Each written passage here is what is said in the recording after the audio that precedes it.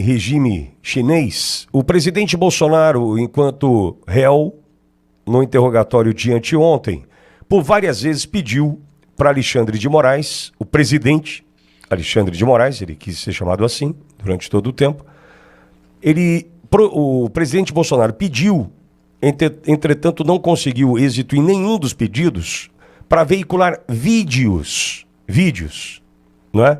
Posso veicular um vídeo? Não. Não foi autorizado, não tem autorização, não pode. Foram 11 vídeos no total que Alexandre de Moraes proibiu a veiculação desses 11 vídeos durante o interrogatório do presidente Bolsonaro. Auriverde juntou os 11 vídeos e vai mostrar para você já.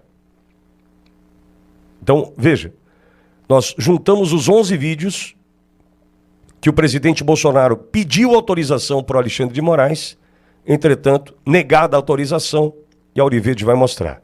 Enquanto o Edson prepara ali, são 11 vídeos, vou colocar todos na sequência, são curtos, vou colocar todos na sequência, para a gente poder entender o que o presidente Bolsonaro queria mostrar para o Brasil e o mundo, durante seu interrogatório. Muito bem. Atendendo a pedidos, nós vamos veicular agora os 11 vídeos proibidos por Alexandre de Moraes durante o interrogatório do presidente Bolsonaro. Quais são os vídeos? O que Bolsonaro queria mostrar para o Brasil e o mundo durante o seu interrogatório, inclusive para alicerçar a sua defesa. O primeiro vídeo apresenta o hoje ministro do Supremo Tribunal Federal, Flávio Dino, que acusa existir fraude no sistema eleitoral após perder a eleição para governador do Maranhão. O senhor ficou em segundo lugar na eleição aqui para governador do Maranhão, por uma diferença mínima. Eu te pergunto, o senhor acredita que houve fraude? Houve várias modalidades de fraude, algumas já identificadas pela Justiça Eleitoral, pelo Ministério Público, pela imprensa, já foram anunciadas, e nós estamos nesse momento numa atitude de aguardar a ação dessas instituições, porque são fatos documentados, públicos e notórios, que abrangeram todo o período da propaganda eleitoral, com a distribuição de vantagens indevidas, a chamada compra de votos, meios ilícitos de propaganda, tudo isso podendo influenciar o resultado da eleição. O senhor não teve o apoio do presidente Lula e da candidata Dilma formalmente na sua disputa contra o PMDB, da outra candidata, e o senhor é de um partido da base. Há alguma mágoa? Mágoa pessoal não, mas há uma estranheza política, porque havia um entendimento dentro dessa aliança, dentro do comando da Aliança Nacional, de que o chamado duplo palanque seria respeitado. Ou seja, que quando houvesse 2 ou mais candidatos da base, haveria o acompanhamento da ação desses candidatos e o apoio a todos esses candidatos, na medida que há uma aliança nacional. E isso não foi observado no caso do Maranhão. Então nós temos, tanto no plano local quanto no plano nacional, um sentimento de que em relação ao PCdoB não houve o cumprimento desse acordo político celebrado nacionalmente. O senhor conversou com Lula, com o presidente Lula ou com a candidata Dilma? Não, pessoalmente não, nem antes nem depois da eleição. E eles não te procuraram? Bem antes da eleição, sim, quando ainda se discutia se haveria ou não a candidatura, mas após o processo eleitoral, não. E eles não te procuraram? Não.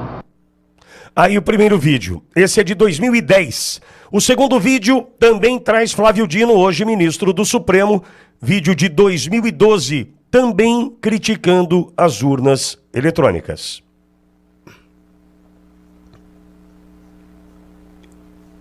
Eleitoral parecia premonição, eu dizia, acolhendo uma proposição do PDT, de que havia necessidade de aprimorar o sistema de urnas eletrônicas no Brasil. E essa eleição, a qual eu vivenciei um ano depois, quer dizer, há um ano atrás eu já pensava assim. E hoje tive a oportunidade, não gostaria de ter tido, mas tive a oportunidade de ser vítima de um processo que precisa ser aprimorado, precisa ser melhor auditado, precisa ser melhor acompanhado, que é o sistema das urnas eletrônicas. Como é que se dá a votação eletrônica, como é que se evita o eleitor votando por outro, que foi esse debate no Supremo da carteira de identidade, que foi mal colocado, que foi mal posto. O Congresso estava certo ao exigir pelo menos o documento de identidade com foto. Por quê? Porque diminui as fraudes, porque o caminho seguinte era a Justiça Eleitoral tirar daquele livro de eleitores o número do título. Porque é o número do título ali que permite que o mesário vote pelo eleitor que não foi, ou pelo eleitor que morreu. O que acontece hoje? Das 5 horas da tarde, o mesário verifica lá em consórcio com os fiscais, verifica os eleitores que não compareceram, porque não foram, porque morreram, porque viajaram. Com o número do título, ele libera a urna eletrônica e vota quantas vezes ele quiser. Então esse é um tema da maior gravidade. E nós estamos certos na elaboração da lei. Bom, e esse foi o segundo vídeo. O terceiro vídeo, nós vamos agora ao ano de 2015, quando Jair Messias Bolsonaro e Rodrigo Maia celebram a aprovação do voto impresso. O Congresso derrubou o veto do voto impresso. Meus cumprimentos ao deputado Rodrigo Maia, relator do projeto da reforma política, onde acolheu a nossa emenda. Para 2018, a certeza de não mais existirem as fortíssimas suspeitas de fraude por ocasião das eleições. E agora na reforma política eu tive a oportunidade de relatar a emenda constitucional e agora o projeto de lei, em que tive a oportunidade de incluir a questão do voto impresso por ideia, proposta e trabalho do deputado Jair Bolsonaro, que no início desse debate talvez tenha sido um dos poucos deputados que acreditava que nós pudéssemos incluir na emenda constitucional e depois no projeto de lei que tive a oportunidade de também relatar. Então quero agradecer ao deputado Bolsonaro, agradecer ao plenário. A decisão de derrubar o veto do voto impresso é uma vitória da sociedade brasileira, que pode ter o direito, a partir das eleições de 2018, de recontar qualquer uma das urnas. No quarto vídeo, Carlos Lupe, presidente do PDT, que até há pouco era ministro da Previdência Social, fala sobre o voto. Sem impressão do voto, não há a possibilidade de recontagem. O vídeo é de 2021. Desde o surgimento da urna eletrônica 25 anos atrás, nosso líder, nossa referência do partido, Leonel de Moura Brizola, já defendia uma coisa simples de se fazer: a impressão do voto. Para que possa votar lá, apertar o númerozinho do seu candidato, apertar o 12, você vê aquele papelzinho como se fosse esse papel que a gente, quando paga um cartão de crédito, tem como recibo, cair numa urna transparente e ficar ali guardado. Quando se tiver desconfiança, quando tiver uma votação muito diferente de locais, você pode conferir esse voto. Esse é o segredo de toda a democracia no mundo. A possibilidade de recontagem, a possibilidade de conferência de voto. Hoje algumas pessoas mais à direita querem defender a impressão do voto. Não é porque eles estão hoje defendendo que nós vamos deixar de defender aquilo que para a democracia é salutar. Já foi aprovado, inclusive, no Congresso Nacional. E o tribunal não quis fazer porque disse na época que não tinha recursos para fazê-lo. Não tem recursos maiores para garantir a própria liberdade de expressão e a democracia do que investir na conferência do voto através da sua impressão. Nós do PDT, através do nosso líder Leonel Brizola, fomos quem primeiro falou isso e temos coragem de claramente dizer a todo o povo brasileiro: sem a impressão do voto não há possibilidade de recontagem. Sem recontagem, a fraude impera. Vamos agora a 1º de novembro de 2022. É o quinto de 11 vídeos, esse é o número 5. Eles vão sentir saudade da gente, fecha aspas, frase dita numa coletiva de imprensa. Nós vamos recordar agora.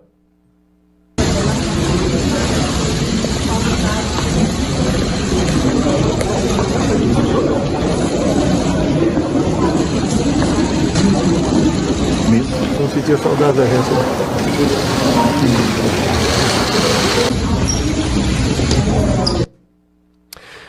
O sexto vídeo traz o presidente Bolsonaro alertando para manifestações pacíficas pelo Brasil no Palácio da Alvorada. Vídeo também do dia 1º de novembro de 2022.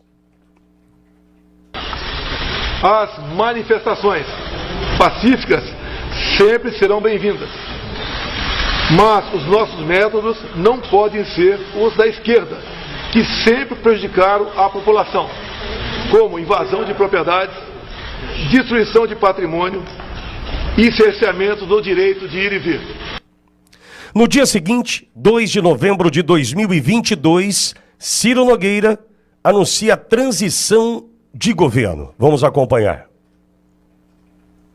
O presidente Jair Messias Bolsonaro me autorizou, quando for provocado, com base na lei, nós iniciaremos o processo de transição. A presidente do PT, segundo ela, em nome do presidente Lula, disse que na quinta-feira será formalizado o nome do vice-presidente Geraldo Alckmin. Aguardaremos que isso seja formalizado para cumprir a lei no nosso país. Então, Ciro Nogueira, no mesmo dia, 2 de novembro de 2022, lembrando que nós estamos mostrando aqui todos os vídeos proibidos por Alexandre de Moraes de serem veiculados durante o interrogatório do presidente Bolsonaro na última terça-feira. Nesse 8º vídeo, são 11 no total, presidente Bolsonaro fala para os caminhoneiros: desobstruam as rodovias e não pensem mal de mim.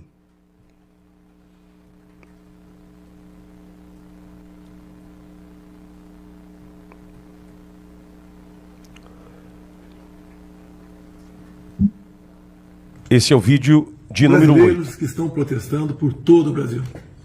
Sei que vocês estão chateados, estão tristes, esperavam outra coisa. Eu também estou tão chateado, tão triste quanto você. Mas nós temos que ter a cabeça no lugar. Os protestos, as manifestações são muito bem-vindas, fazem parte do jogo democrático. E ao longo dos anos, muito disso foi feito pelo Brasil. Na Esplanada, Copacabana, Paulista, e tantos outros lugares. Agora tem algo que não é legal. O fechamento de rodovias pelo Brasil prejudica o direito de viver das pessoas. Está lá a nossa Constituição. E nós sempre tivemos, dentro dessas 4 linhas, eu tenho que respeitar o direito de outras pessoas que estão se movimentando, além de prejuízo à nossa economia. Sei que a economia tem sua importância, né? Você talvez está dando mais importância a outras coisas agora, é legítimo. Eu quero fazer um apelo a você. Desobstrua as rodovias. Isso daí não faz parte, no meu entender, dessas manifestações legítimas. Não vamos perder nós aqui essa nossa legitimidade. Outras manifestações que estão fazendo pelo Brasil todo, em praças, faz parte, repito, do jogo democrático. Fiquem à vontade. E deixo claro, vocês estão se manifestando espontaneamente. Colocamos a nossa Polícia Rodoviária Federal desde o primeiro momento para desobstruir rodovias pelo Brasil. E eles têm feito um trabalho de tentar desobstruir, mas são muitos pontos, e as dificuldades são enormes. Prejuízo todo mundo está tendo com essas rodovias fechadas. O apelo que eu faço a você: desobstrua as rodovias, protestem de outra forma em outros locais, que isso é muito bem-vindo, faz parte da nossa democracia. Por favor, não pensem mal de mim. Eu quero o bem de vocês. Ao longo desse tempo todo, à frente da presidência, colaborei para ressurgir o sentimento patriótico, o amor à pátria, as nossas cores verde e amarela, a defesa da família, a defesa da liberdade. Não vamos jogar isso fora. Vamos fazer o que tem que ser feito. Estou com vocês. E tenho certeza que vocês estão comigo. O pedido é rodovias. Vamos desobstruí-la para o bem da nossa nação e para que nós possamos continuar lutando por democracia e por liberdade. Muito obrigado a todos vocês. Deus abençoe o nosso Brasil. O 9º vídeo já faz parte daquela live do dia 30 de dezembro de 2022. Abre aspas, nós não queremos o confronto. Fecha aspas, afirmava ali o presidente Jair Bolsonaro. Nós não queremos o confronto, nem estimulo ninguém para partir para o confronto. É a pior maneira de tentar resolver o assunto. Ainda na live do dia 30 de dezembro, Bolsonaro afirmou, abre aspas, não vamos para o tudo ou nada. Esse é o 10º vídeo nessa sequência de 11 no total que a gente apresenta para você. Não vamos achar que o mundo vai acabar dia 1º de janeiro. Vamos por tudo ou nada. Não. Não tem tudo ou nada. Inteligência. Mostrar que somos diferentes do outro lado. Nós respeitamos as normas, as leis, a Constituição. Nós sabemos da valor à liberdade que eles têm. E o 11º e último vídeo é a entrevista do ministro da Defesa, José Múcio, ao programa Roda Viva, no dia 10 de fevereiro de 2025. Aí vem a primeira dificuldade. A primeira dificuldade é que os comandantes não me recebiam. No dia 6 de dezembro, eu já estava trabalhando. Ele nos empossou, eu acho que é a minha, Flávio Dino, e começamos a primeira dificuldade, ser recebido pelos comandantes. Foi quando eu recorri ao presidente Bolsonaro, que estava em Brasília. Foi meu colega de muitos anos, foi inclusive liderado, quando eu era líder do governo, lá no Congresso Nacional. Sempre tivemos uma relação muito boa. E eu fui falar com ele, disse, olha, eu sou o novo ministro da Defesa, eu queria que você me ajudasse a fazer uma transição tranquila, vai ser bom para o novo governo, vai ser bom para o seu governo que está terminando. Você conhece, eu não sou de conflito, de criar problema. Ele telefonou para os 3 comandantes. E pronto, são os 11 vídeos proibidos por Alexandre de Moraes durante o interrogatório do presidente Bolsonaro. Bolsonaro solicitou, Alexandre de Moraes negou. Entendo eu, porque esta era uma oportunidade de mostrar trechos da história para o Brasil e o mundo de quem nunca propôs jogar fora das 4 linhas. Cláudio. O presidente, ao elencar essas possibilidades, que brilhantemente eu parabenizo vocês por trazerem aqui, mostra a trajetória de vários meses de coerência. É uma coerência que para muita gente é insuportável. A coerência daquele que tem princípios, a coerência daquele que sabe o que o rege e mesmo na adversidade ele segue esses princípios. Pouca gente tem tamanha integridade. A maior parte das pessoas vai cedendo, vai mudando, porque percebe que a água está subindo e fala, eu não vou morrer afogado, se precisar eu mato alguém. O presidente Bolsonaro provou o que ele vem fazendo desde há mais de 20 anos. Ele tem princípios, ele defende a liberdade, a democracia, defende a base da Constituição brasileira. Quem não defende a base da Constituição brasileira é aquele pessoal que tem uma linha de pensamento muito simples, que os meios justificam os fins. Ou seja, se a finalidade tua, se seu fim é chegar ao poder e conquistar tal resultado, você aceita fazer qualquer coisa no meio para alcançar aquele resultado. E o presidente Bolsonaro, como pessoa de princípio, pessoa de valores, fala, não, eu quero atingir tal resultado, mas a integridade e a coerência do que eu faço daqui até lá são tão importantes quanto chegar lá, ou mais importantes. Nós cristãos temos essa é a base do cristianismo. Agora, isso cansa, isso é difícil, isso é dolorido, isso faz a gente sofrer. Por quê? Porque bandido tem um único princípio. Eu vou vencer a qualquer custo. Ou como disse a presidente Dilma Rousseff lá no passado, a gente vende a alma para vencer uma eleição. Ela falou isso. Essa é a síntese deles. Vendem a alma. E é o que eles fazem e estão fazendo no Congresso, no Executivo e no único órgão lá, no Supremo. Tem gente fazendo isso. Leandro, a tua posição diante desse impedimento e a proibição de Alexandre de Moraes, rapidamente, Leandro, por gentileza. Olha, esse vídeo remonta à verdade que ela não tem como ser contestada, né? Então, é à luz da verdade, né, que, sem sombra de dúvidas, demonstraria e faria, né, ruir, cair por terra aquelas acusações absurdas, né, pelos quais o presidente Bolsonaro e o seu entorno ali está sendo acusado. Então, por isso, o ministro Alexandre de Moraes, ele não quer e não quis, né, que esses vídeos fossem publicizados ali naquele momento, né? E não é à toa que, talvez, inclusive com o julgamento que ocorreu agora no STF sobre o Marco Civil, talvez até nas redes sociais, logo seremos, talvez, proibidos, né, de veicular esses vídeos. Então, está muito claro qual é o posicionamento do presidente, as questões históricas recentes já deixam isso muito claro, que na realidade, mesmo tendo sido tão golpeado durante seu governo, tendo sido tão golpeado durante a campanha Jair Messias Bolsonaro permaneceu e permanece nas 4 linhas da Constituição. Do outro lado, segue-se a perseguição, né, contra a direita, e tendo aí como alvo principal o nosso presidente. Imagine você se o presidente Bolsonaro tivesse a possibilidade de exibir os vídeos para o Brasil e o mundo. Desmontaria mais uma vez, a exemplo do que conseguiu Fux, com as suas perguntas dirigidas a Mauro Cid, por exemplo, ou o infeliz Paulo Gonet, né, diante do que se dispôs a fazer ali, passar vergonha no débito e no crédito, os vídeos também ajudariam a desmontar a narrativa do golpe que nunca existiu.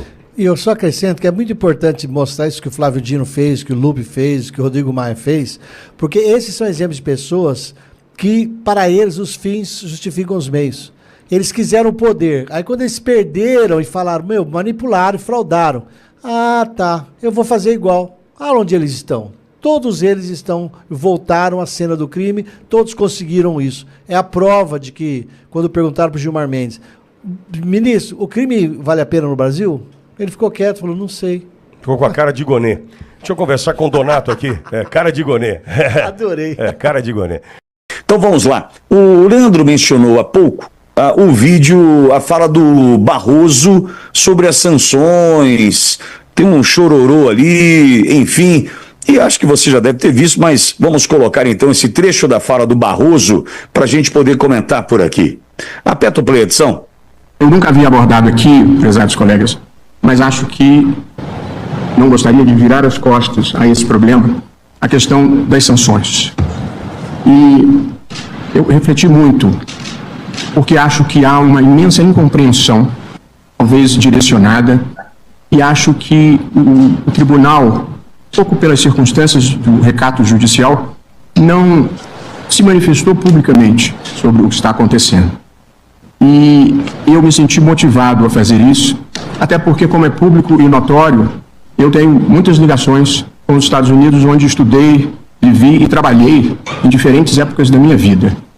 E eu acredito no que estou fazendo porque há uma fagulha divina, na verdade. E, portanto, eu gostaria de falar a verdade, pelo menos tal como nós a vemos aqui. E, portanto, a narrativa correta. No Brasil, não existe censura. Simplesmente não é um fato. Eu afirmaria que vigora a mais plena liberdade de expressão. Eu sou uma pessoa que leio de tudo, todos os dias. E eu recebo diariamente, como muitos de nós possivelmente, manifestações em veículos de imprensa e em blogs com as críticas mais ácidas ao governo, mais ácidas ao Congresso e, sobretudo, ao Supremo Tribunal Federal. Muitas delas grosseiras e ofensivas. Todos esses veículos continuam no ar, sem qualquer tipo de abalo. Lê quem quer, acredita quem quer. A ideia de que no Brasil existe censura simplesmente não corresponde à realidade de qualquer pessoa que esteja no país prestando atenção no que aconteça. As remoções de conteúdo, segundo mais uma vez explicou o ministro Alexandre de Moraes, se referiam a crimes de ameaça, não crimes de opinião. O exemplo mais emblemático era o da postagem que fornecia o endereço do delegado que conduzia determinado inquérito, ou o nome de sua mulher, de seus filhos, e convocava as pessoas para ir hostilizá-lo e ameaçá-lo. Isso não é liberdade de expressão em lugar algum do mundo. Isso é crime. Portanto, e além disso, nenhuma decisão do Supremo Tribunal Federal Brasileiro tem pretensão de alcance extraterritorial. Nós só cuidamos do nosso jardim e já dá um bocado de trabalho. Portanto, ninguém está aqui querendo impor decisão brasileira fora do Brasil, simplesmente não corresponde aos fatos. Mas, sobretudo, e essa talvez seja a coisa mais importante, para quem acompanhou o julgamento com olhos de ver, sobretudo, não existe caça às bruxas ou perseguições políticas. E, além disso, nenhuma decisão do Supremo Tribunal Federal Brasileiro tem pretensão de alcance extraterritorial. Nós só... Ontem à noite, numa rede social... Bom, vamos lá. Aí o Barroso. Ô, Leandro, me avisa quando o Evaí chegar, viu, Edson, por gentileza? Já quero dividir com o Evaí também o comentário sobre essa fala do Barroso. Eu queria, primeiro, quase chorando, né? Eu não gosto de gente que fala... Você só fala chorando, você me irrita. Isso me irrita. Veja, cadê o brio? Eu estou certo, convicto. Tá falando chorando por quê? Que vai perder um apartamento de 22 milhões, amigo? É por isso? Vai perder a oportunidade de ir para onde você gosta de andar pelas ruas dizendo perdeu o mané numa mola? Que fagulha divina! Que fagulha divina! Lê quem quer, acredita quem quer. A ideia de que no Brasil existe censura simplesmente não corresponde à realidade de qualquer pessoa que esteja no país prestando atenção no que aconteça. As remoções de conteúdo, segundo mais uma vez explicou o ministro Alexandre de Moraes, se referiam a crimes de ameaça, não crimes de opinião. O exemplo mais emblemático era o da postagem que fornecia o endereço do delegado que conduzia determinado inquérito, ou o nome de sua mulher, de seus filhos, e convocava as pessoas para ir hostilizá-lo e ameaçá-lo. Isso não é liberdade de expressão em lugar algum do mundo. Isso é crime. Portanto, e além disso, nenhuma decisão do Supremo Tribunal Federal Brasileiro tem pretensão de alcance extraterritorial. Nós só cuidamos do nosso jardim e já dá um bocado de trabalho. Portanto, ninguém está aqui querendo impor decisão brasileira fora do Brasil, simplesmente não corresponde aos fatos. Mas, sobretudo, e essa talvez seja a coisa mais importante, para quem acompanhou o julgamento com olhos de ver, sobretudo, não existe caça às bruxas ou perseguições políticas. E, além disso, nenhuma decisão do Supremo Tribunal Federal Brasileiro tem pretensão de alcance extraterritorial. Nós só... Vamos lá. Aí o Barroso. Ô, Leandro, me avisa quando o Evaí chegar, viu, Edson, por gentileza? Já quero dividir com o Evaí também o comentário sobre essa fala do Barroso. Eu queria, primeiro, quase chorando, né? Eu não gosto de gente que fala. Você só fala chorando, você me irrita. Isso me irrita. Veja, cadê o brio? Eu estou certo, convicto. Tá falando chorando por quê? Que vai perder um apartamento de 22 milhões, amigo? É por isso? Vai perder a oportunidade de ir para onde você gosta de andar pelas ruas dizendo perdeu o mané numa mola? Que fagulha divina! Que fagulha divina! Então vamos lá. O Leandro mencionou há pouco o vídeo, a fala do Barroso sobre as sanções. Tem um chororô ali, enfim. E acho que você já deve ter visto, mas vamos colocar então esse trecho da fala do Barroso para a gente poder comentar por aqui. Aperta o play, edição. Eu nunca havia abordado aqui, prezados colegas, mas acho que não. E, portanto, a narrativa correta. No Brasil, não existe censura. Simplesmente não é um fato. Eu afirmaria que vigora a mais plena liberdade de expressão. Eu sou uma pessoa que leio de tudo, todos os dias. E eu recebo diariamente, como muitos de nós possivelmente, manifestações em veículos de imprensa e em blogs com as críticas mais ácidas ao governo, mais ácidas ao Congresso e, sobretudo, ao Supremo Tribunal Federal. Muitas delas grosseiras e ofensivas. Todos esses veículos continuam no ar, sem qualquer tipo de abalo. Lê quem quer, acredita quem quer. A ideia de que no Brasil existe censura simplesmente não corresponde à realidade de qualquer pessoa que esteja no país prestando atenção no que aconteça. As remoções de conteúdo, segundo mais uma vez explicou o ministro Alexandre de Moraes, se referiam a crimes de ameaça, não crimes de opinião. Vamos lá. Aí o Barroso. Ô, Leandro, me avisa quando o Evaí chegar, viu, Edson, por gentileza? Já quero dividir com o Evaí também o comentário sobre essa fala do Barroso. Eu queria, primeiro, quase chorando, né? Eu não gosto de gente que fala. Você só fala chorando, você me irrita. Isso me irrita. Veja, cadê o brio? Eu estou certo, convicto. Tá falando chorando por quê? Que vai perder um apartamento de 22 milhões, amigo? É por isso? Vai perder a oportunidade de ir para onde você gosta de andar pelas ruas dizendo perdeu o mané numa mola? Que fagulha divina! Que fagulha divina!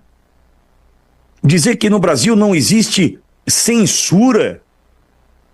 E, portanto, a narrativa correta. No Brasil, não existe censura. Simplesmente não é um fato. Eu afirmaria que vigora a mais plena liberdade de expressão. Eu sou uma pessoa que leio de tudo, todos os dias. E eu recebo diariamente, como muitos de nós possivelmente, manifestações em veículos de imprensa e em blogs com as críticas mais ácidas ao governo, mais ácidas ao Congresso e, sobretudo, ao Supremo Tribunal Federal. Sobretudo, não existe caça às bruxas ou perseguições políticas. Além disso, nenhuma decisão do Supremo Tribunal Federal brasileiro tem pretensão de alcance extraterritorial. Nós somos... Aí, vamos lá. Aí o Barroso. Veja, cadê o brio? Eu estou certo, convicto. Tá falando chorando por quê? Que vai perder um apartamento de 22 milhões, amigo? É por isso? Vai perder a oportunidade de ir para onde você gosta de andar pelas ruas dizendo perdeu o mané numa mola? Que fagulha divina! Que fagulha divina! Dizer que no Brasil não existe censura. Nós não podemos falar sobre a eleição 2022. Nós não podemos falar sobre urnas. Nós não podemos falar sobre pandemia, Covid, tratamento precoce. Não podemos falar. E vai dizer para mim que não tem censura? Que remoção de conteúdo se deu diante de conteúdos criminosos? Não. Barroso, um pouco mais de verdade, querido. Nós estamos aprendendo com Eduardo Tagliaferro o caminho que foi implantado por parte do Supremo Tribunal Federal e do Tribunal Superior Eleitoral, que o senhor Barroso colocou à disposição do governo americano. Nós estamos aprendendo como foram perseguidos perfis, como parlamentares como Carla Zambelli, jornalistas como Rodrigo Constantino, Alan dos Santos, dentre outros. Nós já entendemos como se deu a perseguição. E o senhor vem dizer para mim que não teve censura, que não existe censura, que a censura a remoção de conteúdo só de conteúdos criminosos? Barroso, desculpa, que a fagulha divina caia sobre você, a sua cabeça, para você entender que não é no Brasil que você vive. Você vive no Supremo Tribunal Federal e nessa redoma que protege vocês, né, do que a gente sofre aqui fora. Meu Deus do céu. Por favor, vamos expor. Não tem problema não. Olha que Ferrari, gente. Olha que beleza. Coisa linda, maravilhosa. Isso é só a imagem, ó. Ex-sócio de Nelson Willis escondeu o Ferrari em shopping, diz PF. Quem está falando não é Cleitinho, quem está falando é a PF. Pode processar a PF, mas as imagens aí para todo mundo ver. Então pode parar com as imagens aqui, tem uma foto para mostrar também, para a gente parar. Mostra a foto para mim, por favor. Com essa cachorrada de ficar, foi o lado B, foi o lado C, foi o lado D. Esse senhor, ele não tem lado como nós temos lado. O lado dele é ganhar dinheiro. Então, que se expor... Coloca a foto para mim, por favor, que eu quero mostrar a foto, por favor. E eu quero deixar bem claro aqui, eu não estou aqui julgando quem está na foto com eles, não, porque lobistas, essas pessoas oportunistas, elas gostam de ficar no meio de pessoas poderosas. Olha ali, ó, Zanin vai aniversário de advogado em Brasília. É o Zanin, lembrando, o Zanin nessa época aqui, eu não era nem ministro. Eu não estou aqui julgando o Zanin, não, jamais vou fazer isso. Mas eu só quero mostrar para todas vossas excelências que esse advogado, ele é poderoso. Mas eu não tenho medo de o senhor ver o advogado poderoso. Porque esses advogados como ele e outras pessoas que frequentam Brasília, eles não têm lado. Eles não estão nem aí para os aposentados do Brasil. Eles não estão nem aí para ninguém. Eles estão aí para o bolso deles. A verdade é essa, vossas excelências. Mas eu não tenho medo de pessoas poderosas. E a minha pergunta, senhor advogado, senhor, né? Não sei o que eu vou te chamar aqui, porque tanta coisa que eu tenho vontade de falar, mas como eu não tenho relógios, né, de 15 milhões de reais, como eu não tenho Ferrari, como eu não tenho jardim de não sei quantos milhões de reais, eu só tenho meu salário, eu não consigo ficar sendo processado. Então minha pergunta é perguntar para vossa excelência, que gosta de ser chamado também de vossa excelência, se tudo isso que eu mostrei aqui foi fruto do suor do trabalho honesto. Responde para mim sim ou não.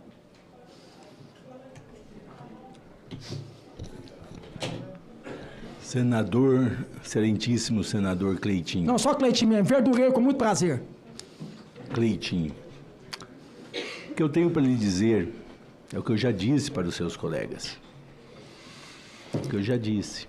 Não sei se estava aqui de manhã, quando eu fiz a minha explicação. Responde sim ou não. Não vai ficar perdendo meu tempo, não. Sim ou não. Bom, o que você ganhou, já que você gosta de fazer livro, fazer isso, fazer aquilo, me responde como homem, então, se você é homem. Você ganhou esse dinheiro honestamente com o suor do seu dinheiro? Sim ou não? Se você... O seu trabalho? Sim ou não? Se o senador... Sim ou não? Então para de falar. A fala é minha. Você não é homem de falar. A verdade é essa. Sabe por quê? Porque se fosse homem, você falava. Foi do suor do meu trabalho. Agora, sabe por quê? Eu não estou aqui julgando, viu, gente? É a Polícia Federal. Operação até agora não faltei com respeito com ninguém que viu, foi o presidente. A operação da PF no INSS resulta em a apreensão de 15 milhões em relógios. Se foi do suor do trabalho, é por que está apreendido? E vão parar de tratar ele como mocinho, igual algumas pessoas estão tratando aqui. A Polícia Federal mandou prender ele sim. Prisão preventiva. Foi o STF, essa justiça maravilhosa do Brasil, que não deixou. A verdade é essa. Mas se não tem justiça ainda no Brasil, tem a justiça de Deus, meu irmão. E a justiça de Deus, ela tarda, mas não falha. E eu vou te contar uma coisa de um homem aqui que está faltando coragem, como você fala que tem, porque quem não deve, não teme. Abre a boca para falar, não fica calado, não. Lá na minha cidade, não sei se vai dar tempo de contar essa história, só para finalizar, quando eu não era nada, eu não era nem vereador, eu era só trabalhador lá de verdura lá. Eu tinha acabado de casar e estava doido para comprar uma casa para mim. Em 2015. Deu uma entrada, não sei se foi de 15 ou 20 mil reais, para o rapaz que faz construção de casa poder construir a casa. E a hora que ele finalizar a casa, vou contar para vocês aqui, eu pegar, dar mais uma entrada e financiar o resto. Isso no final de 2015. Eu dei a entrada e em 2016 inteiro ele começou a construir essa casa para mim. Final de 2016, aí eu entrei como candidato a vereador na minha cidade. Como que eu ia declarar essa casa se essa casa estava em construção ainda? Não tinha como eu declarar essa casa em 2016. Ele finalizou essa casa no final de 2016, essa casa. E eu ganhei para vereador. Não teve como eu declarar. Eu entrei em janeiro de 2017 nessa casa, uma casa de 300 mil que eu moro até hoje. O que aconteceu? Veio a eleição de 2018, eu me candidatei a deputado estadual e fui declarar, como tem obrigado a declarar, e declarei essa casa. Veio um pessoal lá do jornal da época da minha cidade, covardemente, falando que eu subi como é que fala? O patrimônio em 300%. Falei, pelo amor de Deus. E um canalha ainda teve a coragem de levar isso ao Ministério Público. Sabe o que eu fiz, advogado? Eu fui lá no promotor e levei os recibos. Sabe, eu não vou expor o promotor, não. Sabe o que ele falou comigo? Pela primeira vez na vida eu vi um político fazendo o que você fez aqui. Você veio aqui e mostrou as provas. Quer dizer, quem não deve, não teme. Se você não devesse nada, você estava falando, meu irmão. Você falava para mim, se tudo que você conquistou foi do suor do seu trabalho. Eu vou te dar mais uma oportunidade pro Brasil para você responder. Foi do suor do seu trabalho? Senador Cleitinho. Sim ou não? A fala é minha. Senador Cleitinho. Sim ou não? O senhor... Sim ou não? Então para de falar. Para de falar. Para de falar. O senhor já foi injustiçado. Para de falar. Presidente, corta a fala dele. Senador. Corta a fala dele. Senador Cleitinho. É sim ou não? Senador Cleitinho. A fala é minha. A fala é minha. O senhor já foi injustiçado. Presidente, eu respeito todo mundo aqui, peço respeito. Suspenda o tempo, por favor, do senador Cleitinho. Por gentileza. Ele não quer falar sim ou não? Não, excelência.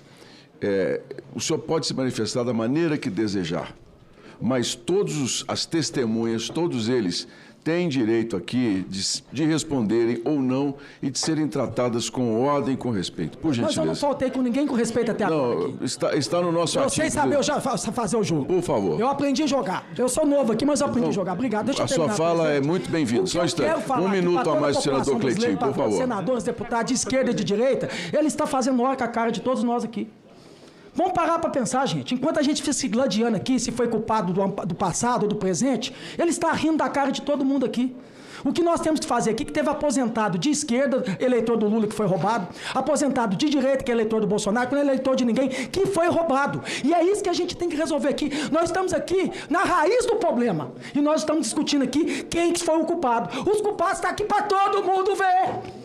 Então vamos começar a unir aqui para poder combater o que aconteceu. Isso nunca mais aqui no Brasil vem acontecer. É isso que eu estou aqui, para unir com cada um que está aqui, para colocar esse devido no lugar desse, que é na cadeia. Muito obrigado, senhor presidente. Muito obrigado, senador Cleitinho. Questão de ordem, senhor presidente.